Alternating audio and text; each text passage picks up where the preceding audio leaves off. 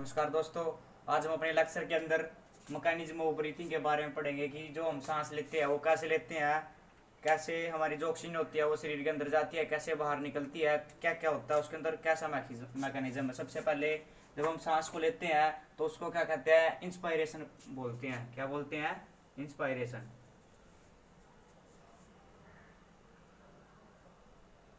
सबसे पहले हम जो इंस्पायरेशन से सांस लेते हैं हम सिर्फ उसके बारे में पढ़ेंगे कि सांस हमारे अंदर कैसे जाता है, कैसे ऑक्सीजन हमारे शरीर के अंदर जाती है। इंस्पायरेशन फर्स्ट मैकेनिज्म है ये हमारा ब्रीथिंग का। इंस्पायरेशन के अंदर क्या होता है, जो इंस्पायरेशन होती है ये हमारी एक्टिव प्रोसेस होती है। एक्टिव प्रोसेस होती है, इसके अंदर हमारी कुछ एनर्जी लगती है सांस उसको ऑक्सीजन को अंदर खींचने के लिए। ऐसे हम सांस ले रहे हैं तो हमारी कुछ ना कुछ एनर्जी लगी है, जब भी तो हमारे शरीर के अंदर ऑक्सीजन एंटर करती है। तो ये हमारी एक्टिव प्रोसेस है और ये हमारी फास्ट प्रोसेस है।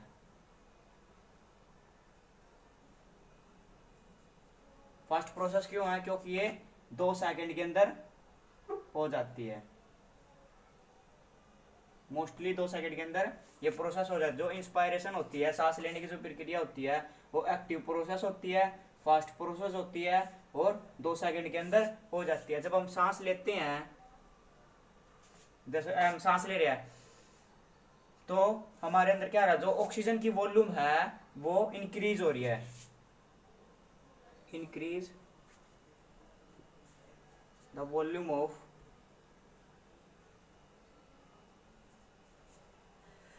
ऑक्सीजन। जब हम सांस लेते हैं तो हमारे लंग्स के अंदर क्या होता है, जो ऑक्सीजन का अमाउंट होता है वो बहुत ज्यादा हो जाता है, जिसकी वजह से हमारे लंग्स के अंदर ऑक्सीजन की जो वॉल्यूम है वो ज्यादा हो जाती है। और ऑक्सीजन ज्यादा होने के कारण, ऑक्सीजन की वॉल्यूम ज्यादा होने के कारण decrease the pressure of the thoracic cavity.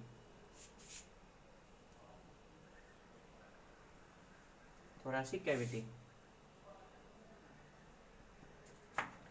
जैसे जैसे हमारी वॉल्यूम बढ़ती है, हमारी लंग्स के अंदर जो वॉल्यूम बढ़ती है, उसी तरह हमारा जो प्रेशर होता है, जो हमारा थोरेसिक कैविटी के अंदर जो प्रेशर होता है वो डिक्रीज होता है। वो प्रेशर क्यों डिक्रीज होता है? क्योंकि जब हम सांस लेते हैं तो वॉल्यूम अंदर चली जाती है, तो और स्पेस वहां पे स्पेस खाली नहीं रहता। तो स्पेस खाली ना होने के कारण वहां पर जो प्रेशर है वो डिक्रीज हो जाता है। किसके अंदर? थोरेसिक कैविटी के अंदर। जो हमारी इंस्पायरेशन प्रोसेस है, इसके अंदर क्या होता है, जो हमारी ऑक्सीजन होती है वो कैसे अंदर जाती है, नोस्टिल पहले कहाँ आती है, नोज के अंदर। नोज के बाद कहाँ जाती है, हमारी फेरनिक्स के अंदर।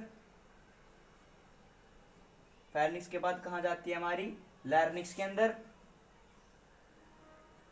लैरिंक्स के बाद कहाँ जाती है वो, ट्रैकिया के अंदर। ट्रैकिया के बाद कहाँ जाती है वो, ब्रोंची के अंदर। ब्रोंची के बाद कहाँ जाती है वो, ब्रोंचिक्यूल्स के अंदर। ब्रोंचिक्यूल्स के बाद कहाँ जाती है वो, लंग्स के अंदर।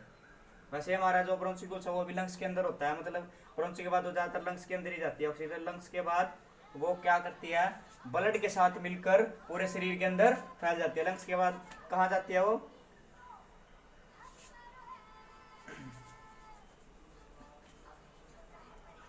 सोच लो लंग्स के अंदर चली गई, यहाँ LUNG, लंग्स के अंदर चली गई। लंग्स के बाद कहाँ जाती है, mix in blood and goes from other part of body, other parts of our body. क्या कहते हैं, लंग्स के अंदर आने के बाद ऑक्सीजन कहाँ फैल जाती है, हमारे पूरे शरीर के अंदर फैल जाती है। किसके थ्रू? ब्लड के थ्रू। तो ये हमारी जो इंस्पायरेशन प्रोसेस का मैकेनिज्म है, इसके अंदर क्या होता है, ये एक्टिव प्रोसेस होती है, फास्ट प्रोसेस होती है, 2 सेकंड के अंदर हो जाती है। इसके अंदर क्या होता है, जो वॉल्यूम होता है, वॉल्यूम होती है वो इंक्रीज हो जाती है। किसकी? ऑक्सीजन की जो वॉल्यूम है वो इंक्रीज हो जाती है। और क्या, जो प्रेशर होता है वो डिक्रीज हो जाता है थोरेसिक कैविटी के अंदर। जो हमारी ऑक्सीजन है वो कैसे हमारी लंग्स के अंदर जाती है, ऑक्सीजन नोज के थ्रू फेरिंक्स, पहले नोज के अंदर आती है, फिर फेरिंक्स के अंदर, फिर लैरिंक्स के अंदर, फिर ब्रोंची के अंदर, फिर ट्रैकिया के अंदर, फिर ट्रैकिया के बाद ब्रोंची के अंदर, ब्रोंची के बाद ब्रोंचिक्यूल्स के अंदर, फिर लंग्स के अंदर। लंग्स के बाद क्या होता है हमारा, जो हमारी ऑक्सीजन होती है वो ब्लड के साथ मिक्स होके हमारे पूरे शरीर में फैल जाती है। जो हमारा दूसरा मैकेनिज्म है वो है हमारा एक्सपायरेशन का। जो हमारी सेकंड मैकेनिज्म है वो हमारा एक्सपायरेशन। हमारा एक्सपायरेशन के अंदर क्या होता है, जो हमारी हमारी जो ऑक्सीजन होती है वो तो हमारे शरीर के अंदर चली जाती है। जो हमारी CO2 होती है, जो कार्बन डाइऑक्साइड होती है, वो हमारी शरीर से बाहर निकलती है। कौन सी प्रोसेस के थ्रू, एक्सपायरेशन प्रोसेस के थ्रू। जो हमारी CO2 है वो कहाँ निकलती है, CO2 out from the body. CO2 जो कार्बन डाइऑक्साइड है वो बाहर निकलती है हमारी बॉडी के अंदर से। इसके अंदर क्या होता है, जो हमारी एक्सपीरेशन प्रोसेस होती है वो हमारी पैसिव प्रोसेस होती है। पैसिव प्रोसेस होती है, और पैसिव प्रोसेस होने के साथ साथ ये स्लो प्रोसेस होती है। आप भी सांस लेके देख सकते हैं एक बारी। आप जब सांस लेते हैं तो फास्ट प्रोसेस होती है, जब आप सांस को छोड़ते हो तो आप एकदम रिलैक्स होते हो, तो इसका मतलब वो स्लो प्रोसेस है, बिल्कुल आराम से, बिल्कुल ऐसे सांस छोड़ते हो। तो इससे क्या पता चलता है कि ये स्लो प्रोसेस है, ये कितने 3 सेकंड के अंदर होती है।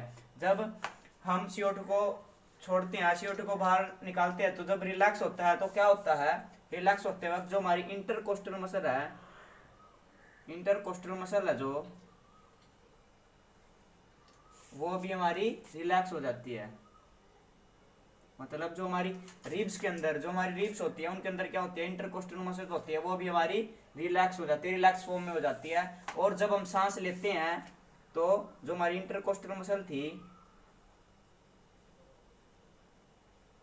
जब हम सांस ले रहे थे, जब इंस्पायरेशन हो रहा था, जब हम इंस्पायरेशन कर रहे थे, जो हमारी इंटरकोस्टल मसल थी वो क्या हो रही थी, कॉन्ट्रैक्ट हो रही थी। तो क्या हो रही थी, कॉन्ट्रैक्ट हो रही थी। ये हम अपने उसके अंदर लिखना भूल गए थे। तो जब इंटरकोस्टल मसल होती है जो हमारी, उसके अंदर इंस्पायरेशन के अंदर कॉन्ट्रैक्शन हो रही थी, और जो इंटरकोस्टल मसल जो हमारी एक्सपायरेशन के अंदर है वो रिलैक्स हो रही थी, रिलैक्स फॉर्म में हो रही थी। उससे आगे क्या है, हमारी जो एक्सपायरेशन है इसके अंदर क्या हो रहा था, जो हमारी थोरेसिक कैविटी है, थोरेसिक कैविटी है, इसके अंदर प्रेशर इंक्रीज हो रहा था, pressure increase the pressure. Expiration process के अंदर क्या होता है, हमारा प्रेशर इंक्रीज हो रहा है। कौन सा प्रेशर इंक्रीज हो रहा है, थोरेसिक कैविटी के अंदर क्या हो रहा है, प्रेशर इंक्रीज हो रहा है, और वॉल्यूम जो है हमारी वो डिक्रीज हो रही है, डिक्रीज इन थोरेसिक कैविटी। इसके अंदर क्या हो रहा है हमारा,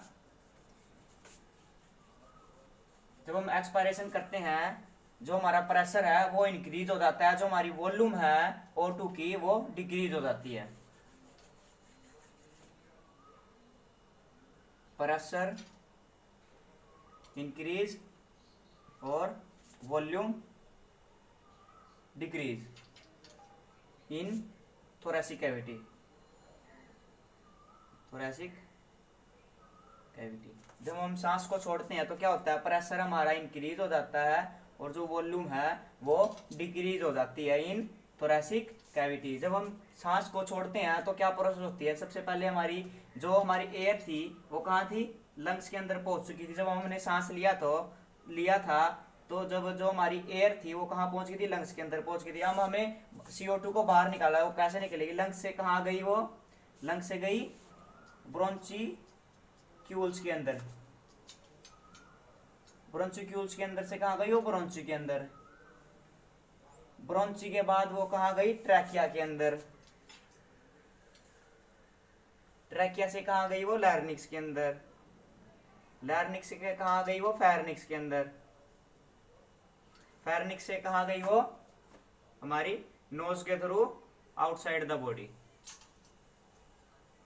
आउटसाइड द बॉडी।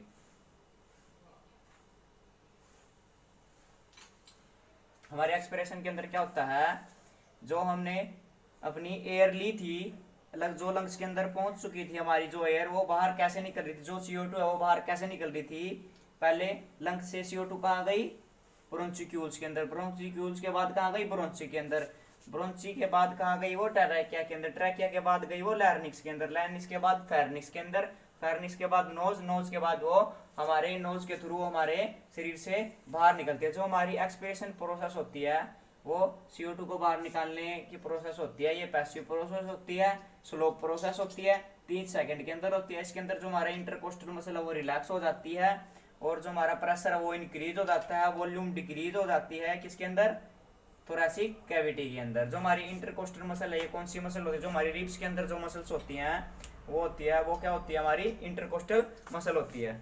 जब हम इंस्पायरेशन करते हैं, जब हम सांस लेते हैं,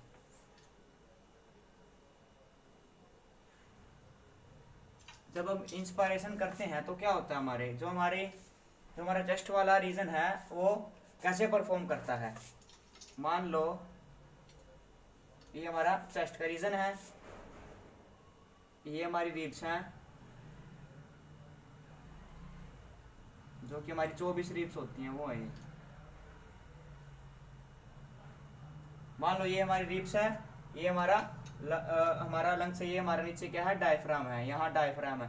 जब हम सांस लेते हैं तो हमारा क्या होता है, जो हमारा डायफ्राम होता है वो हमारा फ्लैट शेप का हो जाता है। तो डायफ्राम होता है वो क्या होता है, हमारा फ्लैट शेप का हो जाता है डायफ्राम।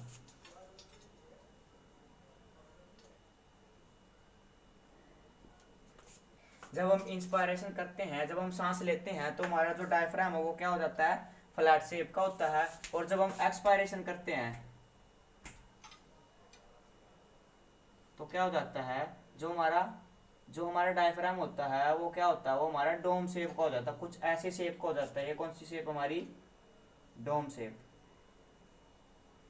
जब हम एक्सपिरेशन करते हैं, जब सांस को छोड़ते हैं तो क्या हो जाता है, जो हमारा डायफ्राम होता है वो क्या हो जाता है, वो हमारा डोम शेप का हो जाता है, कुछ ऐसा इनवर्ट सी शेप का हो जाता है। क्या हो जाता है, हमारा डायफ्राम डोम शेप का हो जाता है। जब हम एक्सपिरेशन करते हैं और इंस्पायरेशन करते हैं तो क्या होता है, हमारा डायफ्राम फ्लैट शेप का हो जाता है।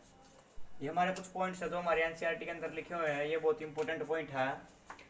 ए हेल्थी, जो हमारा फर्स्ट पॉइंट है, a healthy breaths 12 to 16 time per minute. जो एक हेल्थी ह्यूमन होता है, जो कोई भी एक आदमी है, जो कि एक स्वस्थ आदमी है, उसके अंदर जो एक आदमी है जो स्वस्थ है वो 12 से 16 टाइम 1 मिनट में 12 से 16 टाइम बार सांस लेता है एक स्वस्थ आदमी। जो हमारा नेक्स्ट पॉइंट है, the volume of air is involve in breathing movement can be estimate by the using spirometer. जो हम ब्रीथिंग करते हैं, जो हम सांस लेते हैं, वो हम किसके द्वारा एस्टिमेट लगा सकते हैं, जो स्पायरोमीटर है उसके द्वारा हम एस्टिमेट लगा सकते हैं कि हमने 1 मिनट में कितना सांस लिया है और कितना बाहर निकाला है। जो हमारी इंस्पायरेशन है, एटमॉस्फेरिक एयर इज ड्रॉन। जो हमारी एटमॉस्फेरिक एयर होती है, जो हमारी एटमॉस्फेयर के अंदर जो एयर होती है, जो हमारी ऑक्सीजन है, जो हमारे एटमॉस्फेयर के अंदर एयर है, वो क्या होती है, वो हमारे